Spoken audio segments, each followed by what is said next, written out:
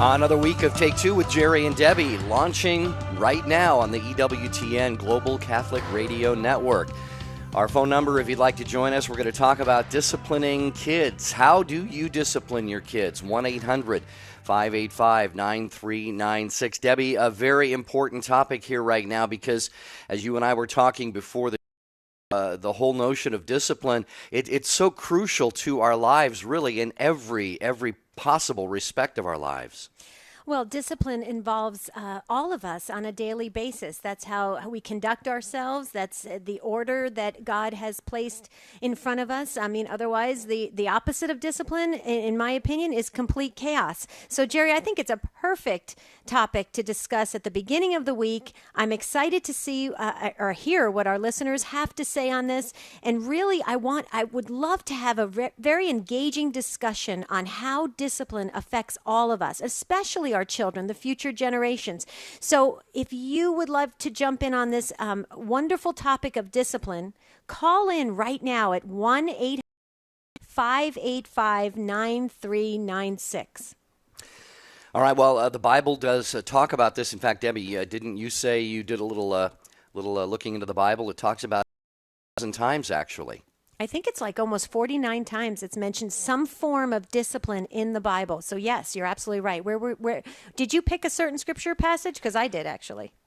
Well, yeah, if you've got one in mind, go ahead. I've definitely got a couple here that I could quote, but if you've got one ready, go ahead. Well, we were talking about it on take2show.com. And by the way, social media is just really, it's coming alive with comments already about discipline and how you practice discipline in your children.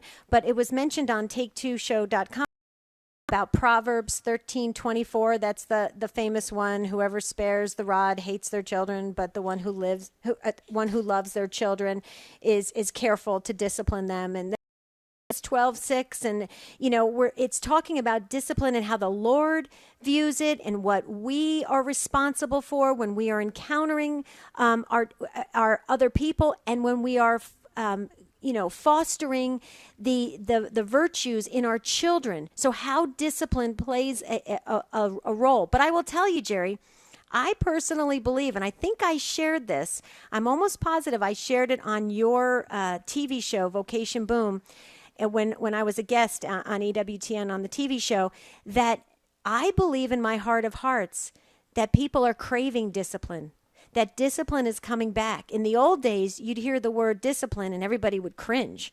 Now I believe we're craving it.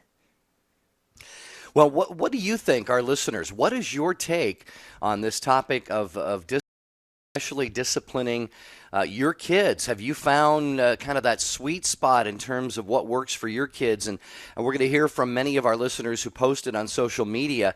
In fact, one of them I just wanted to mention right away. Joseph said that children are naturally rebellious. There is no one-size-fits-all in discipline. And he says, yet your efforts will go unappreciated until the kids become adults. As children, you may be the parent who only knows the word no. When they mature and look back on how you discipline them, they will appreciate your efforts and recognize the love that you intended. And that is just packed with wisdom, Joseph. Thank you for sharing that. What is your take, dear listeners, on how you discipline your kids? What about physical punishment? Do you believe in spanking, for example, or maybe you're opposed to that? We'd love to have your takes on that. 1-800-585-9396. 1-800-585-9396. And Debbie, to your point, I actually have a theory that I would like to put out there for our listeners. Maybe you can comment on this, and it really touches upon what Debbie was saying and what Joseph posted on social media.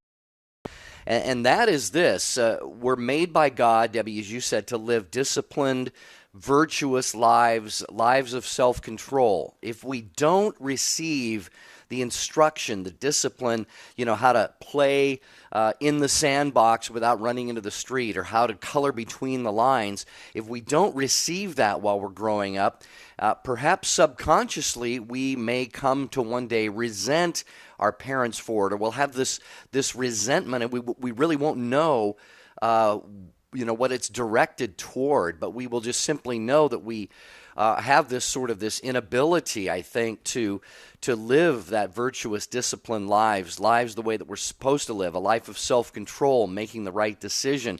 So I think, Debbie, it's the opposite. A lot of parents fear that they'll lose their children's love and affection if they discipline them. I believe it's quite the opposite. But again, it's got to be out of a sense of love and the best interest for the child, not based on, gee, I'm just really so upset with you right now, emotional type of discipline. Actually, Jerry, I think that's a brilliant theory that you have. I really want to think about that even deeper, because I will tell you it's brilliant, because you're absolutely right on that parents that are afraid of losing their children's love in the long run. And I go back to what Joseph said on Facebook. There is no one size fits all, and the efforts do go unappreciated, because, this is interesting. We're doing this topic on today. Today is actually the 5-year anniversary of when my dad died.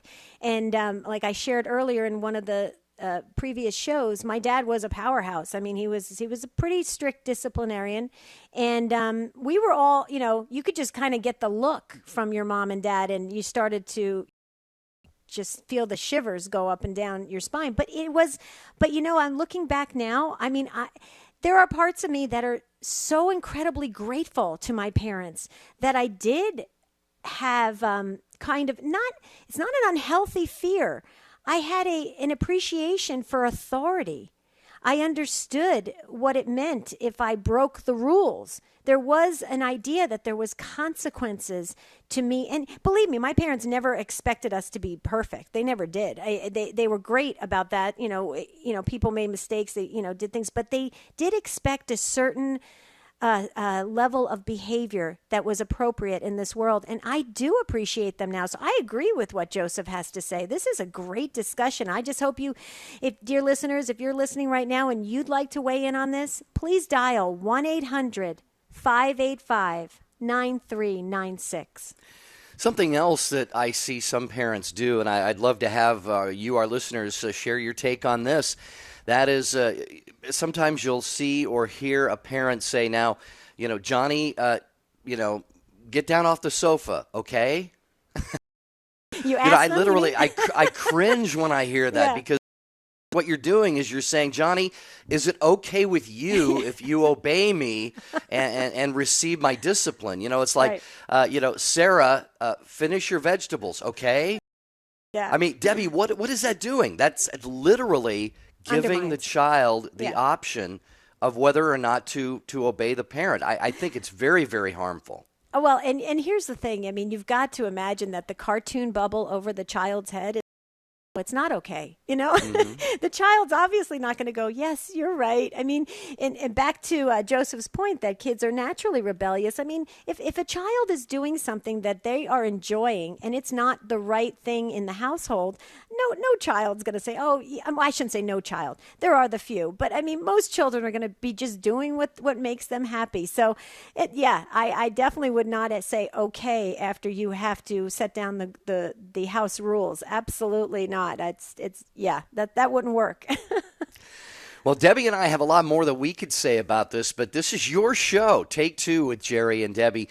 What is your take on the discipline of our children? Has it, as Debbie has mentioned a minute ago, she thinks that it is kind of making a comeback, so to speak. Well, was it ever really gone? Has it changed over the years? How were you disciplined as a child, and how do you then, take that and what you learned maybe from your parents and discipline your children? Again, we're talking about in a healthy way here. There's a lot of unhealthy discipline being administered out there, and we can talk about that as well. So anything that is on your mind or heart you'd like to share your take at 1-800-585-9396.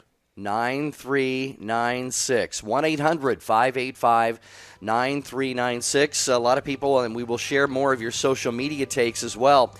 Twitter at Take2Show. You can post on our website, take2show.com. Also, you can send us emails, take2@EWTN.com. We're going to come right back and take some of your calls, so stay with us.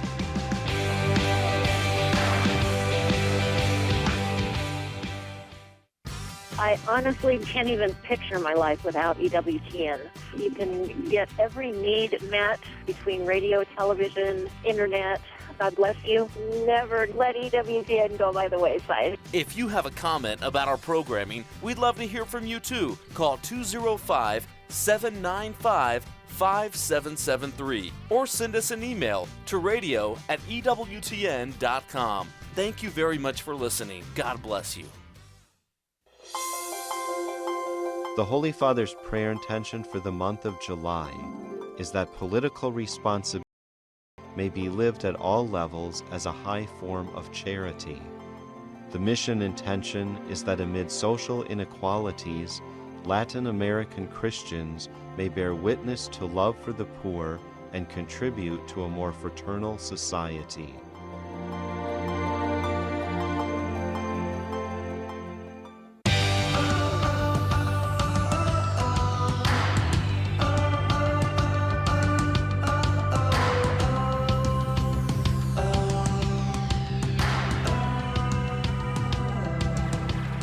It's Take Two with Jerry and Debbie on the EWTN Global Catholic Radio Network. For those of you who stay tuned to EWTN throughout the day, I just want to give you a special invitation to join Cresta in the afternoon today. Al Cresta is taking a little bit of time off, and I have been asked to fill in for him today. So from 4 to 6 Eastern, 1 to 3 p.m. Pacific time, I will be with you on Cresta in the afternoon right here on EWTN. Looking forward to that. But Debbie, boy, we want listeners right now, as we talked about it at the early portion of the program, this whole notion, we're talking specifically about how we discipline our kids, but this idea of discipline it's just really in every one of our lives. Jerry, when we were taking the break, about how you said when parents ask their children if they, if you're setting down the house rules, but you ask your child, is it okay? I have to tell you, I have to have a confession here. I used to do that sometimes. I think out of just sheer exhaustion. You would kind of just go, is that okay? And then, but I think in the back of your mind, you're thinking, okay, that kind of didn't sound right. That doesn't sound like I'm in control. It sounds like the child's in control. So, I actually did do that, but I want to share something that I thought it was just a great comment we heard from Todd on social media. And he says, this reminds me of my dad. He says, my wife has mastered the silent stare down. It can melt plastic. Nothing, okay, he goes on to say, nothing is said, nothing is done. She doesn't even stop what she's doing. It's just a turn of the neck, a slight angle of the eyes. And then he said the children suddenly decide that a change in behavior and attitude is merited. I love that.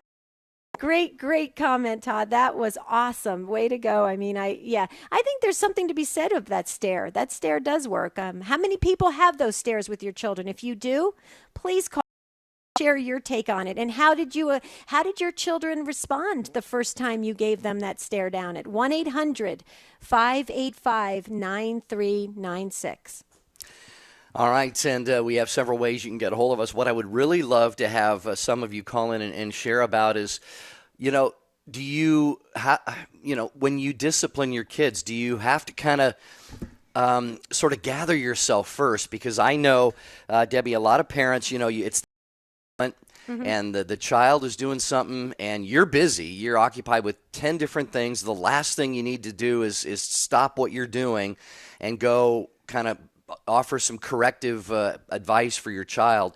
And so it could be tempting, I think, for a lot of parents to discipline out of sort of the emotion, the heat of the moment, whereas it's got to be measured. It has to be out of love. It has to be, what is the best thing for my child in this particular moment? And that definitely is not an easy thing. So yeah, go ahead, Well, Deb. Jerry, I was just going to say, you bring up a really good point, because I remember when after my first child was born, I had a priest give a homily one time, and he was so right on.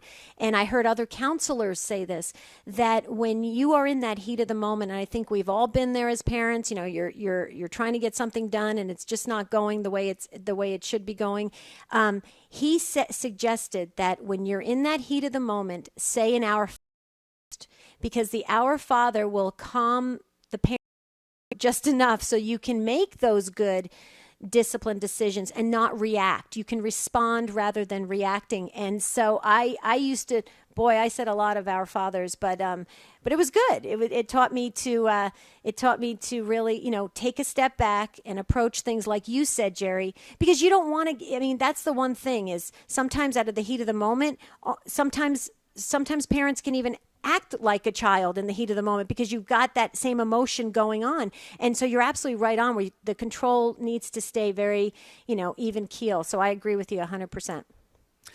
All right, well, if you've got kids, you've got a take on this topic right now. 1-800-585-9396. In fact, dear friends, something you share on the show could be just huge in assisting other parents, especially young parents. Maybe you've got kids that are a little bit older, maybe grown and gone, but there are couples marrying, starting their families, and they can definitely benefit from the wisdom and advice that you might share through your take today. So let us hear from you at 1-800-585-9396. Debbie, you've got a friend actually who's going to join us on the air right now. Wow. Well, I have been just asking and praying for someone to call in from Italy, and I am just so thrilled because I'm almost positive I know who it is because it's a Monsignor, and he just became a Monsignor, and I believe Monsignor Peter Daibui. Are you on from Rome, Italy?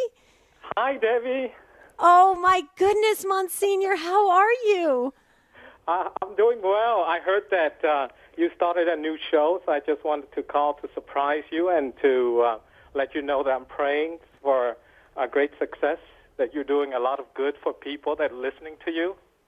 Oh, bless your heart, Monsignor. And Jerry Usher is here as well, and we're so excited. So now, are you at the Vatican right now? Yes, I'm in Rome right now, and just tidying things up so I could go on vacation, visit family in the U.S. Wow. Getting back to the U.S. on Thursday. That is wonderful, Monsignor. So let me ask you this question, because that's the first time I've gotten to call you Monsignor, because you just recently became a Monsignor, correct? That's correct. And that was from Pope Francis? Yes, that was from Pope Francis. Wow. What did that feel like? I'm still the same person. I'm still the same priest. Well, it's an honor. I'm very grateful to the Holy Father for this honor that he has given me. It means behind it, I think he's honored also a lot of people that I know that work alongside me and that support me with their prayers, just like former parishioners like you. Oh, bless your heart. Well, and just talking, Monsignor, so share with us, because you're from the Diocese of Phoenix, and share with us why you're working, what's the reason you're working at the Vatican, and just give us a little brief history so we can all get to know you better. Well, I have been working at the Vatican and at the dicastery called the Pontifical Council Co Unum, which is in charge of realizing the Holy Father's intentions throughout the world. So it's like the charitable Holy See for the poor throughout the world. And I've been working there for, this is my 5th year, going into my 5th year now. So will you be coming back? By the way, I spoke with Marty. So that's why he gave me this phone number. He told me to surprise you. So I always obey Marty. Are you saying that's how your take on this discipline show? I should always obey Marty. Is that what you're saying? No, I'm obeying Marty. Okay. Oh, Monsignor. Marty is Debbie's husband, by the way, folks. Yes. So, Monsignor, tell me real quickly. So, 5 years. Are you coming back to the Diocese of Phoenix, or do you know yet? That's a good question. Initially, when I came into work for the Vatican, it's a 5-year term that the Bishop Olmsted would release me for a 5-year term to work for the Holy See, and after 5-year term, then the Bishop Olmsted can decide what he would like me to do. So gotcha. I still cannot what I will be doing yet at the end of this term. So keep me in your prayers. Absolutely, Monsignor. And let me just share something. Thank you for the wonderful surprise from Italy, how much that means to me and Jerry. And could you maybe just say goodbye in Italian? Arrivederci. Oh, I love it. How many? Thank you, Monsignor. Thank you so much for calling in. God bless you in your ministry and safe travels. And, Thank you. my prayers for a successful ministry that you are starting. I heard it's going great. And I just wanted to call, not only to surprise you, but to support you with my prayers, but because I know it will be a lot of good for those who are listening. So keep up the good work, Debbie. Thank you. Jerry. Thank you, Monsignor. Appreciate that. And let's keep him and all of our priests and church leaders in our prayers. Take two with Jerry and Debbie here on EWTN Global Catholic Radio Network. Our topic today, how do you discipline your kids? Our phone number, if you'd like to share your take on that, 1-800-585-9336. We will get to your calls right now. Stephanie is in California, Michigan, listening on 89.7 FM. Hi, Stephanie. Hi. So what do you think about all this? I just wanted to call and say that I completely agree that kids need discipline from birth on up, and I believe that they do crave that discipline, and that discipline is really kind of a cousin to consistency, and that consistency is really what kids have, and that's what helps them grow mentally and physically great adults. And, I could share some of my husband and I have 4 children, and we haven't always, and we've made mistakes, but I think we've learned quite a bit along the way. Right. Well, Stephanie, let me just I couldn't agree with you more. In fact, if you look at all the counselors that are, helping families, helping to raise, to assist in raising families, consistency is the key. And I agree so wholeheartedly that they crave it, because I really believe, when I look at, when I was a religious education director and I would see hundreds and hundreds of kids come in, kids needed to know what to expect. There was nothing worse than when you would see kids with that glaze in their eyes where they weren't sure what was happening, who was going to pick them up, what the rules were, what this was. Kids that understood the boundaries were so relaxed and so peaceful and so calm. So I couldn't agree more, Stephanie. Great perspective on this. And I just, I thank you so very much for taking the time and sharing your wisdom. Always someone who cares for them, and, there's a safety that makes them feel safe, that someone is going to pick them up on time because they expect it and they know it's going to happen. Right. You're right on. Absolutely. Consistency. That's one word. Actually, we could probably post something, Jerry, on take2show.com. There's a whole thing about consistency and discipline and how it is definitely the key. So, Stephanie, thank you for bringing that up today. Thank you, and I'm enjoying your show. Oh, thank you very much. Yeah. Keep us in your prayers if you would. And Ingrid and Kathy and Gretchen and Sarah. Hey, where are you dads out there? We're going to get to all of those ladies that I just mentioned on the other side of the break. We want to give you all the time that you need. And we have a break coming up in just about a minute. But gentlemen, fathers, what about you, with your take on the discipline of your children? 1-800-585-9396 is our phone number. 1-800-585-9396. And as we get ready to go to the break, just a quick reminder about some of the different ways that we are available for you to contact us, that phone number that I just gave you. Also, you can email us. We're going to get to more of your emails and social media posts. The email address is take2 @EWTN.com. You can post, make a comment on our website at take2show.com. And on Twitter, we are at Take2Show. We got the Facebook page. Debbie, I know you're looking for more people to like the show on the Facebook page. I am, and please invite your friends, because we're over 1,200 and we're pushing to 1,300. You can help us today by inviting your friends. But stay with us after this break. We've got some great calls coming up and some more discussion on discipline.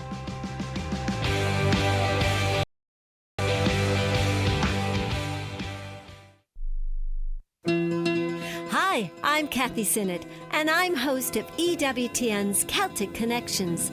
From our studios in Ireland, we take a Catholic look at the big stories breaking in Great Britain, in Ireland, and across Europe. Celtic Connections is the only Catholic news show made in the UK or Ireland. So join me every Saturday and Sunday on Celtic Connections. For dates and times in your area, log on to EWTN.com. What's stopping you from becoming a Catholic? Why can't women become priests? I don't understand why I have to earn salvation. How is it possible that God created everything? Why do I need to confess my sins to a church so unwilling to The Catholic Church is too rich. Catholics worship Mary and are committed. As far as I'm concerned, all religions are equal. You are called to communion with Dr. David Anders. Today, 2 p.m. Eastern, on the EWTN Global Catholic Radio Network. Get an insider's look at the latest information from EWTN. Sign up for Wings, EWTN's weekly email newsletter. Get the latest information about live events, special features, and guests. Connect with EWTN on YouTube, Facebook, and Twitter. Just go to EWTN.com and click on the Wings link to sign up. Don't miss a minute of all that's happening at EWTN. Get your wings today. I am Father Thomas Loya, and this week on Light of the East on EWTN, marriage is the primordial sacrament. It is our sharing the way that God loves. To attempt to redefine this in any way will have disastrous effects on and humanity. Eastern Christian spirituality has something to say about the recent decision by the Supreme Court to redefine marriage. We will see how and what we can do. On EWTN, Sundays at 11:30 a.m. Eastern.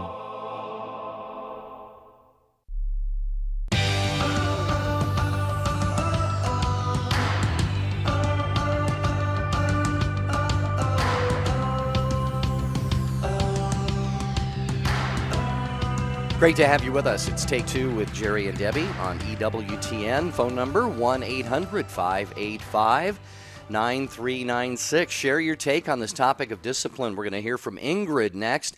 Ingrid is in Loveland, Colorado. Ingrid, welcome to the program. How are you? I'm good. How are you? Doing well. Nice to hear from you.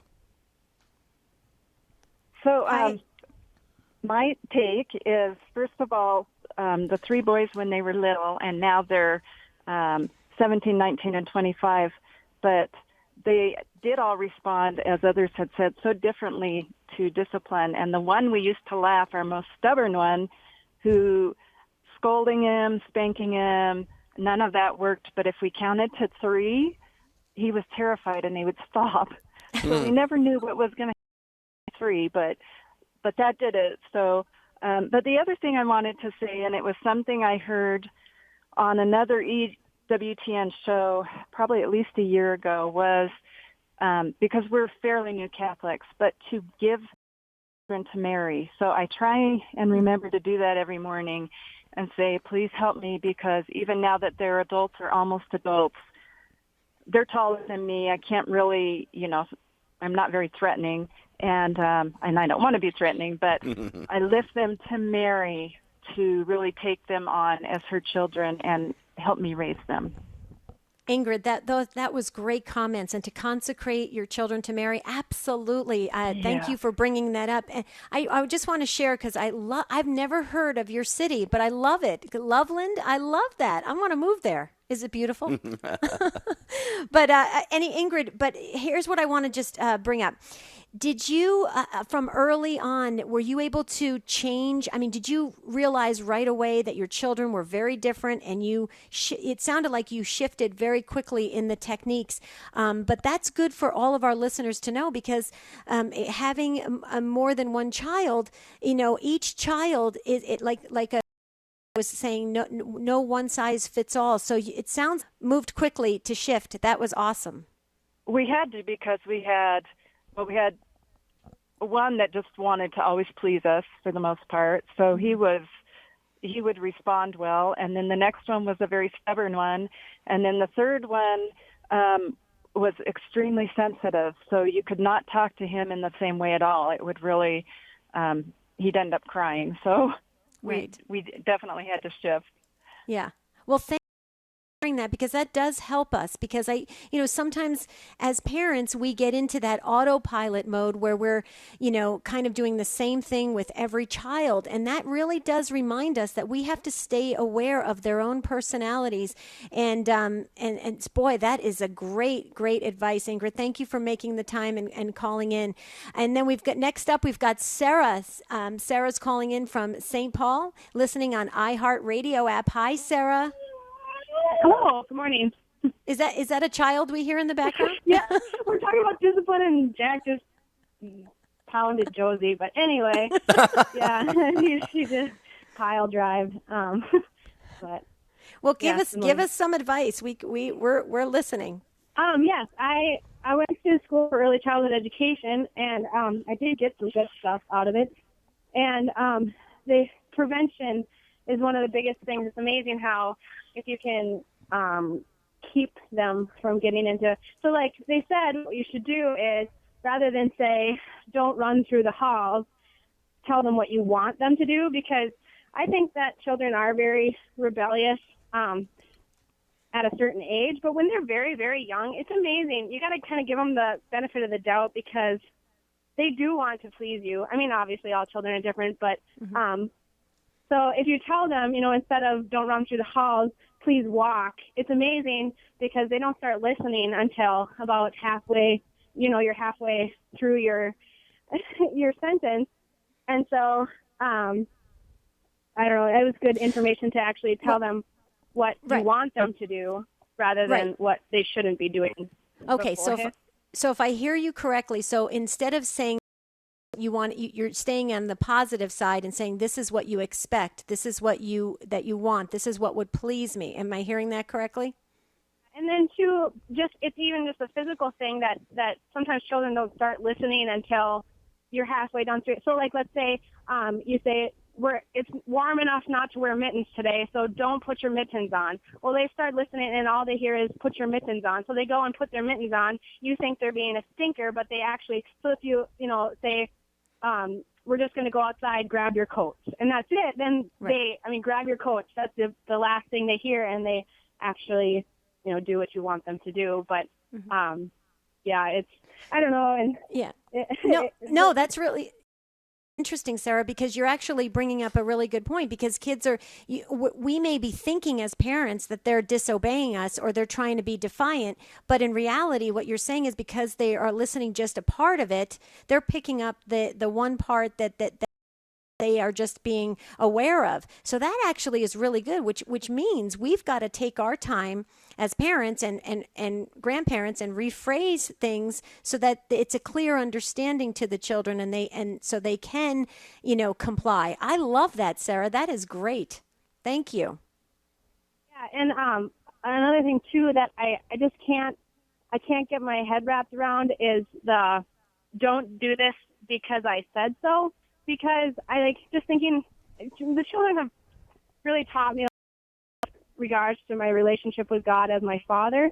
I mean, how many times does God say, don't do that because I say so? There's so many more, so much more to that. It's such a experience where, you need to share with your brothers and sisters, because what do you think is going to happen if you don't share? No one's going to want to play with you. So like to connect it with outside of just obeying mom and dad. Like obviously there is definitely needs to have that respect for authority, but to connect it to when we sin, it not only offends God because we're not listening to him, but it destroys our life. It's a self-destructive thing, and it's trying to connect that in your discipline so that they learn that I have to think about what I'm actually doing, not avoid things or do things just because mom and dad say so. And so I don't know what you guys think about that. Am I straying, do you think?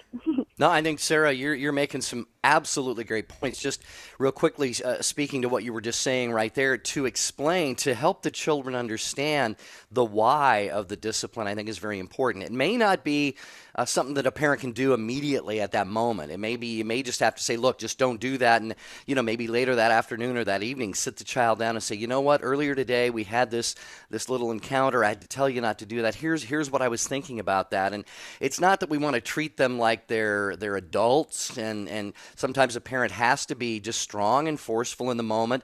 But I think it is important to provide the rationale where it's possible. But Debbie, what I also loved what was the positive approach to disciplining, instead of just don't, no, which sometimes, again, may be necessary, but bring the best out of the child. Say, you know what? And I know a lot of parents who do this. They say, they'll give them that look, but it's not a look of being mean. It's a look of like, you're capable of more. And I want more for you. And maybe disappointment that the child has not reached his or her potential. I've heard, Debbie, in so many situations that melts a child's heart sometimes, especially, you get, say, a son gets that look from his dad, and he goes, wow, I may have let my dad down, and my dad, he knows I'm capable of more than that, give him more than that from here forward, that type of thing. Well, as parents, Jerry, I think that we are very busy. We're multitasking. We're doing a lot of things. We're running around from here to there, just trying to stay caught up with the day.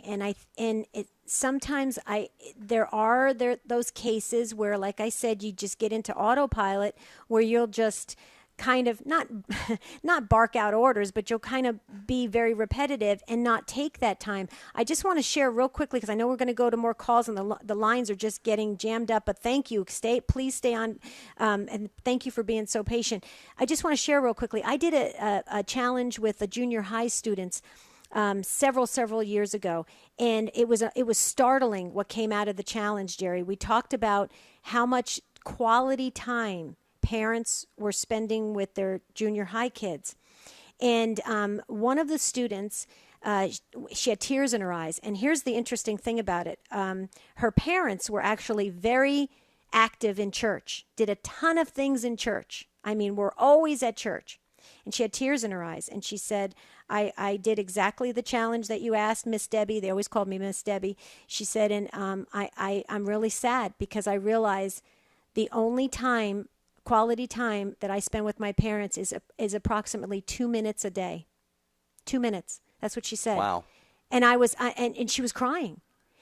And I said, well, what about the rest of the time? There's got to be interaction. She said, normally it's things I've got to do, my chores, so telling me what to do. So the quality time of explaining things and being positive, like Sarah was talking about, just wasn't there. But yet, here's the interesting thing. Her parents were doing a lot at the church. So this goes back to take care, minister at home first, and then the excess you have, give to ministry at the church, not vice versa. So this is interesting. This is bringing up some really, really good thoughts. All right, tell you what, Sarah, thank you for that phone call. And Kathy, we will get to you next. And I see we've got a dad on the line, Michael. We're going to get to Michael, and we've got Gretchen and Michelle. We'll get to as many of you as we can with your takes on this question of discipline here on Take Two with Jerry and Debbie. Our phone number is 1-800-585-9396, 1-800-585-9396. You can join us also at our email address, take2, the number 2, take2 at EWTN.com. Again, more of your phone calls. This is a discussion that we're having today, and we're so grateful that you're participating in it. We'll get back to more of your calls in just a couple of minutes.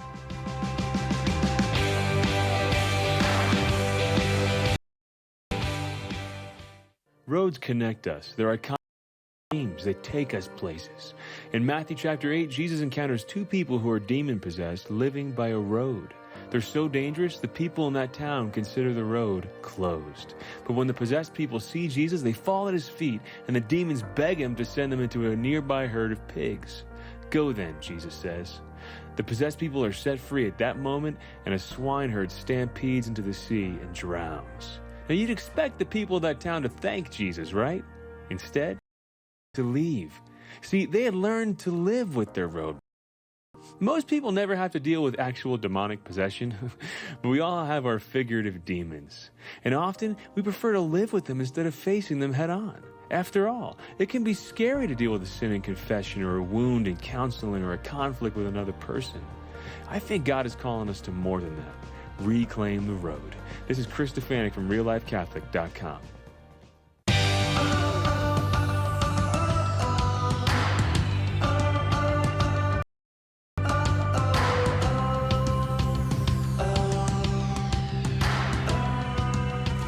Welcome back, friends, to Take Two with Jerry and Debbie on the EWTN Global Catholic Radio Network. This is a show where we take a fresh look at the world around us and ourselves. So if you want to jump in, dial in at 1-800-585-9396. But we have Michael patiently driving through Nevada. Am I correct? Michael, I hope you're wearing a seatbelt. How are you, Michael? Hi, how are you today? Good, good. You are wearing a seatbelt and you're on a headset, right? Oh, of course. I'm okay. Driving. Believe it or not, a lot of these big rigs are now equipped with Bluetooth. Oh, and you're Fantastic. listening on Sirius XM, right? Yes, I am. I'm passing Battle Mountain right now in Nevada. Very cool. So what is your take on this topic of discipline? We're having a very engaging conversation. Can you share what your take is? You raised boys, I believe. I raised three of them. Two of them were not mine. The older ones were not mine. The younger one was mine. And they're all my kids as far as I'm concerned because I'm the only father they ever knew. So to this day, they still call me dad, which is nice. I use a different approach than most people do. Like, give you an example. One of the boys was trying to sneak out one night, and he was about 16, 17 years old, and I can hear his window opening because my room was directly below his, and I'm like, oh, wow. So I just quietly opened my window a crack, and I'm looking. He's climbing down the tree, trying to climb down the tree to get out, out of his room and down there where his buddies are waiting for him. And I just set out the window nice and quietly and go, that looks like that's really going to hurt once you reach your bottom. All of a sudden he stopped, climbed right back up the tree, went back into his room. I looked at his buddies. I said, you guys come by tomorrow. We need to talk about this. And then I closed my window. That was the end of that. And brought them all in the house, had a conversation with them. I said, how beneficial is it for you guys to sneak out in the middle of the night if, what do you call it, you got to do it behind my back? I said, where were you going? And they finally explained that they were going to go hang out at a friend's house. They're going to stay up all night playing video games and stuff. And I said, so what me with that? Why couldn't you guys ask?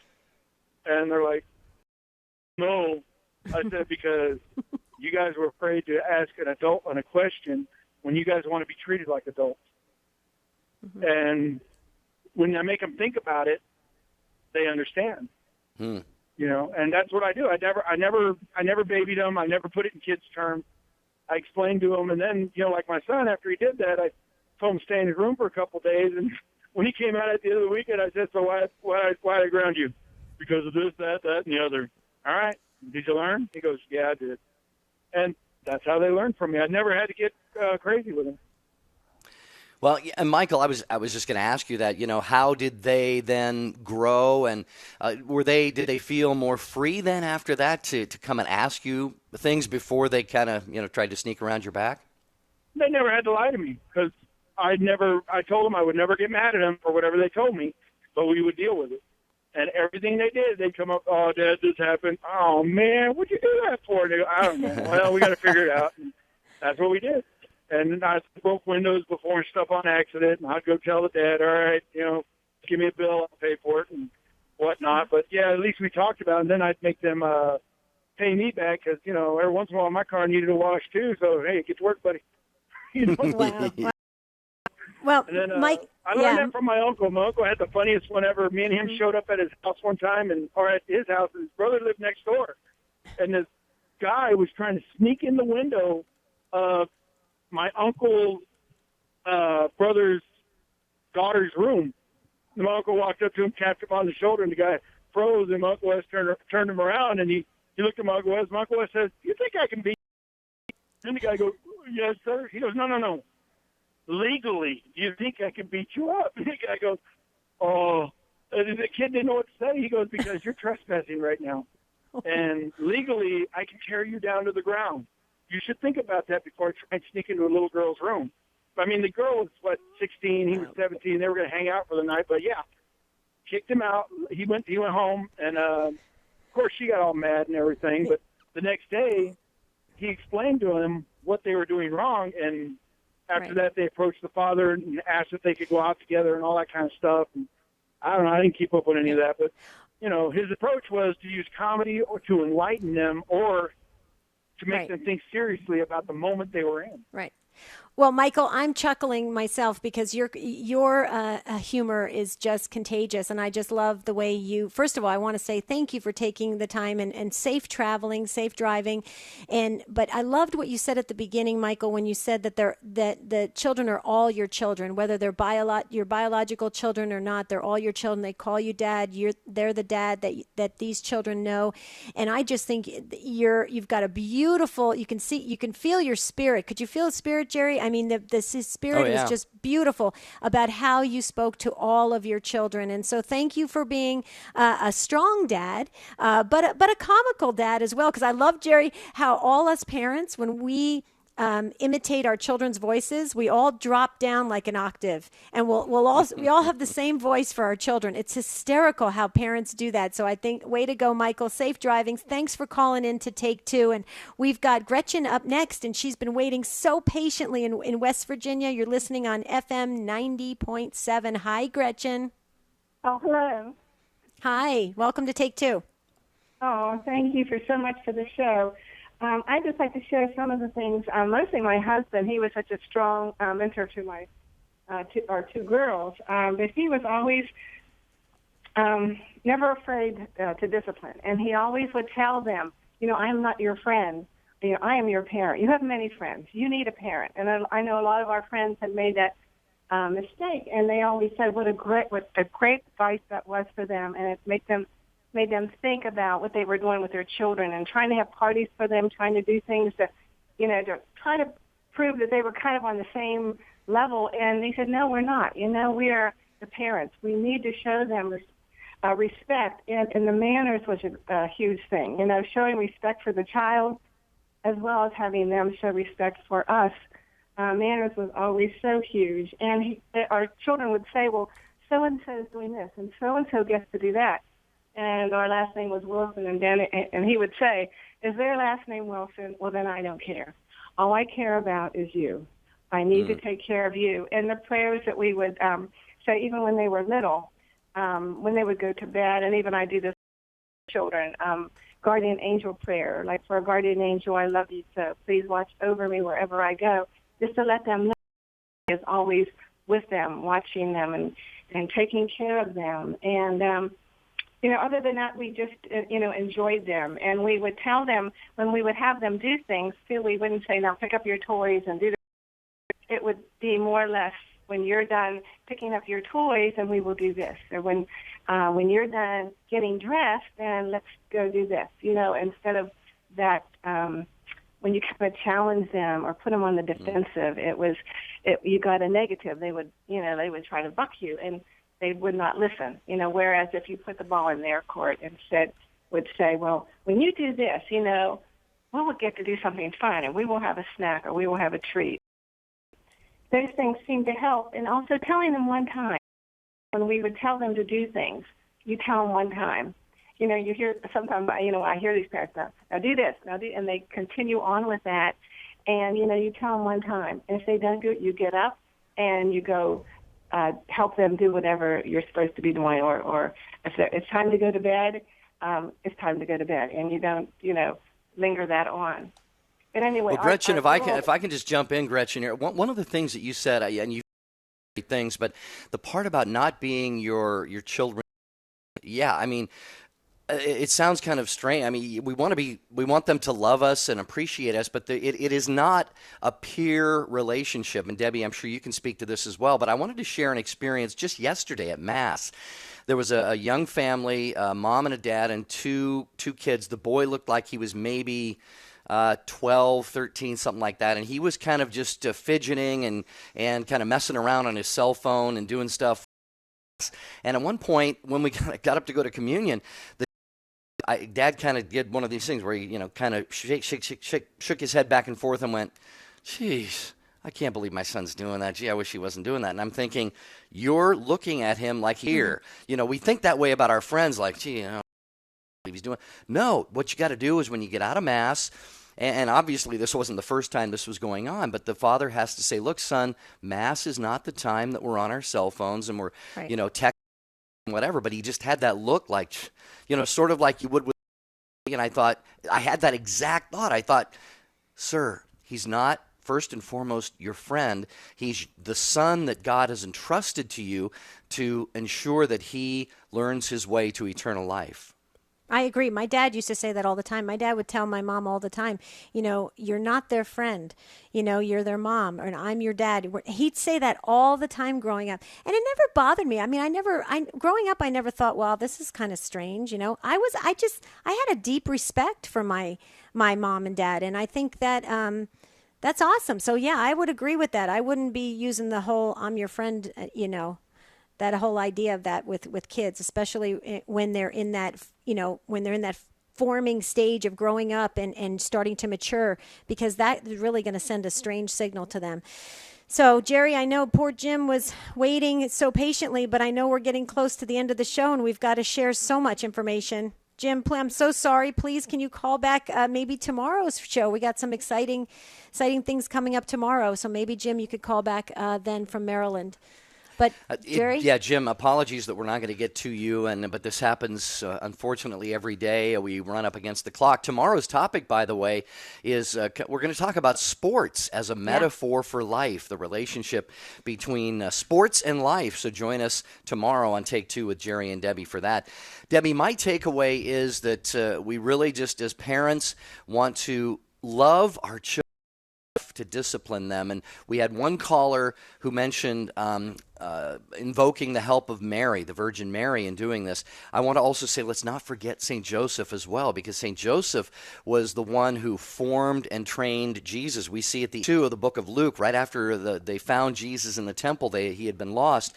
And Luke 2:52 says, Jesus increased in wisdom and stature, favor with God and man. So in his human nature, he didn't need discipline to overcome, concupiscence or original sin or a sinful nature. He didn't need any of that. But still, as he was growing as a boy, he needed St. Joseph to form him and shape him and teach him. So I think as parents, definitely Mary and Joseph are great ones to look to.